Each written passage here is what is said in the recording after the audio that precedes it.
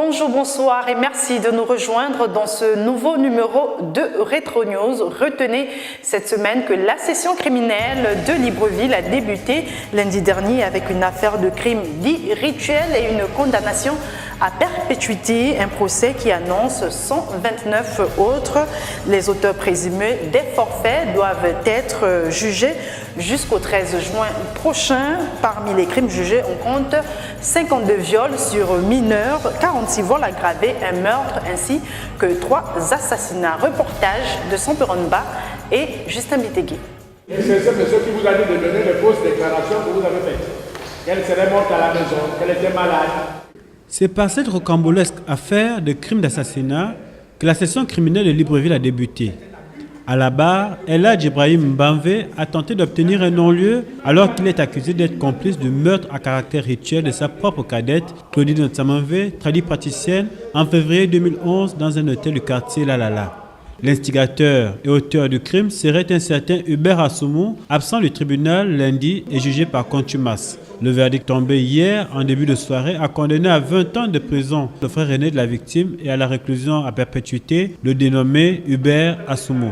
130 affaires au total seront jugées jusqu'au 13 juin prochain, dont 52 viols sur mineurs, 8 meurtres, une tentative de meurtre, 46 vols aggravés, 5 incendies volontaires, 3 assassinats, 3 recels, 11 infractions diverses et 4 contrefaçons de billets de banque. L'opinion attend notamment le procès de l'affaire de l'étudiant Léna Marcel Mouketou, dont le corps mutilé avait été retrouvé sur la plage en janvier 2011 après un rendez-vous avec son enseignant. Ce sera le 5 mai à 7h30.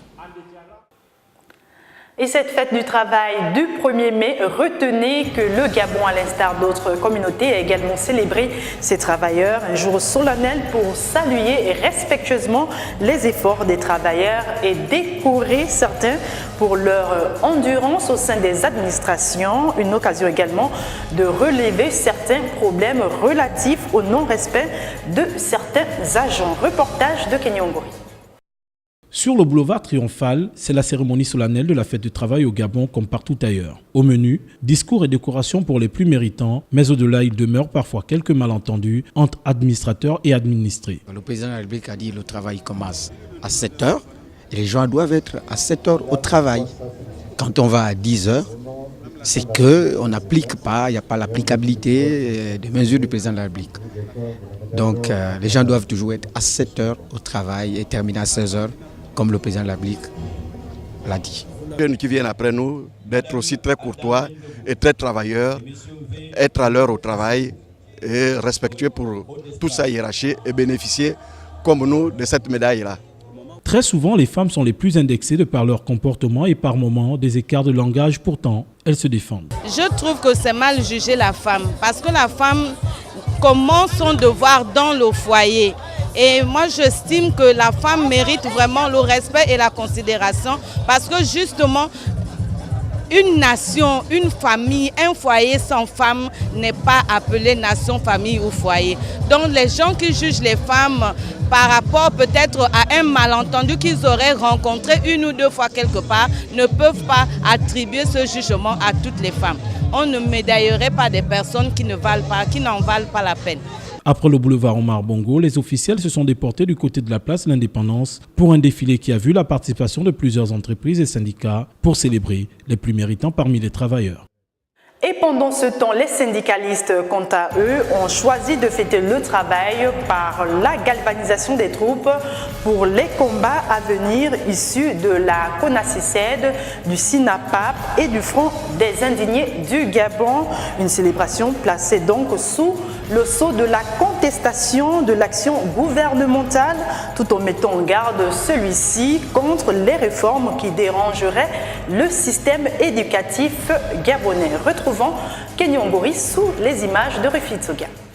C'est la célébration des travailleurs sur fond de crise sociale au Gabon avec la montée au créneau ce jour des syndicats affiliés à la dynamique citoyenne gabonaise. En ce jour du 1er mai 2014, le SINAPAP, membre de la plateforme dynamique citoyenne gabonaise DCG, constatant que les revendications contenues dans le cahier de charges déposé sur la table du Premier ministre depuis sa prise de fonction, revendications qui sont entre autres l'application sans délai de la nouvelle grille salariale, le paiement intégral de tous les rappels, l'application dans toute sa rigueur de la loi numéro 01/2005 en ce qui concerne le paiement des services rendus aux fonctionnaires. Pour les syndicalistes de cette confédération, la fête du 1er mai serait en principe réservée à l'action syndicale. Ils contestent cependant la parade qui s'est déroulée ce jour. Le défilé du 1er mai doit être organisé par les organisations de travailleurs. C'est une occasion qui nous est donnée pour mettre au devant nos revendications, pour mettre au devant le mal-être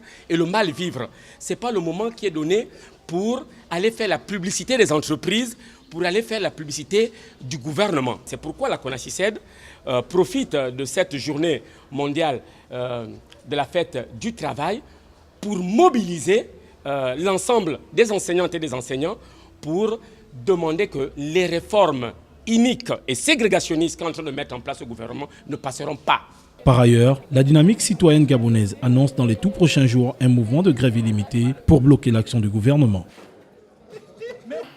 Et puis, comme annoncé au sortir de leur dernière assemblée générale, la Convention nationale des syndicats du secteur éducation observe depuis quelques jours une grève illimitée en face de la primature de Libreville, une grève qui intervient quelques jours seulement après une rencontre avec le ministre de tutelle et les partenaires sociaux. Le compte rendu dans ce reportage de Philippe Oyaga sur les images de Justin Bitegui.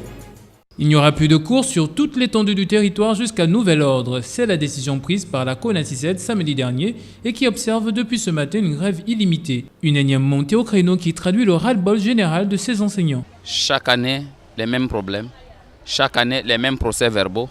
Chaque année, les mêmes engagements non tenus. Cette fois-ci, nous avons décidé de débrayer sur toute l'étendue du territoire. Qu'est-ce que nous attendons du gouvernement? Des solutions à des problèmes autour et du SMIG. Ça devait avoir lieu au mois de mars passé. Rien n'ayant été fait, nous avons pris la décision d'entrer en grève. Déterminés à aller jusqu'au bout de leur combat, les grévistes affirment qu'ils ne se contenteront plus des promesses faites à leur endroit. Il faut que le gouvernement aille très vite et qu'il fasse mieux.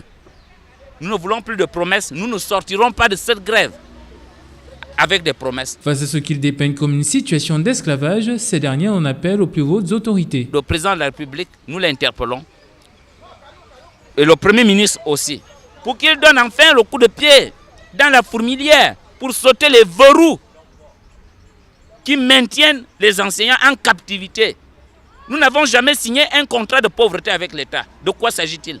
Rappelons que parmi les revendications posées par la CONACYCED figurent le paiement des rappels, la revalorisation du point d'indice et la régularisation de la situation administrative des enseignants de pré-primaire dont les présalaires se plafonnent à 80 000 francs CFA. Et la page politique pour boucler cette émission, Jean Ping et Jacques Adiaino étaient cette semaine chez Luc Bengonsi, président du Morena, une formation politique de l'opposition gabonaise, une rencontre qui a permis aux trois personnalités de se confier à la presse. Compte rendu de Martial Tsonga sous les images de Réfugié Tsoga. C'est après concertation de plus de 3 heures que Jean Ping, Jacques Adiaino et Luc Bengonsi ont tenu à confier à la presse le contenu de leurs échanges. Des échanges qui permettront sans nul doute de fédérer l'opposition et surtout, selon eux, de changer le système politique actuel. Nous n'avons pas pour ambition de venir remplacer un homme, un dictateur, par un autre dictateur. Ce serait absolument inutile. Ça a été comme ça dans tout le continent. Depuis les indépendances, les choses changent, l'Afrique change, le monde change. Et nous ne pouvons pas, nous, ici au Gabon, fermer les yeux sur ces changements. N'appartenant plus au parti au pouvoir, Jean Ping et Jacques Adiaino ont gagné la confiance du président du Morena. Au mouvement de redressement national, nous sommes fiers d'entendre leur message, le message qui porte sur la défense des intérêts supérieurs de notre pays.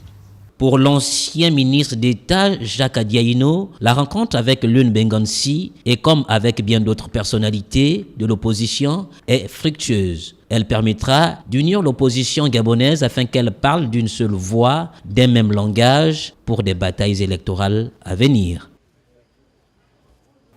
Point final à ce rappel de l'actualité de la semaine. Merci pour votre attention. Restez en compagnie de l'actualité sur www.gabonnews.com. Quant à moi, je vous dis à vendredi prochain, même heure sur Gabonnews.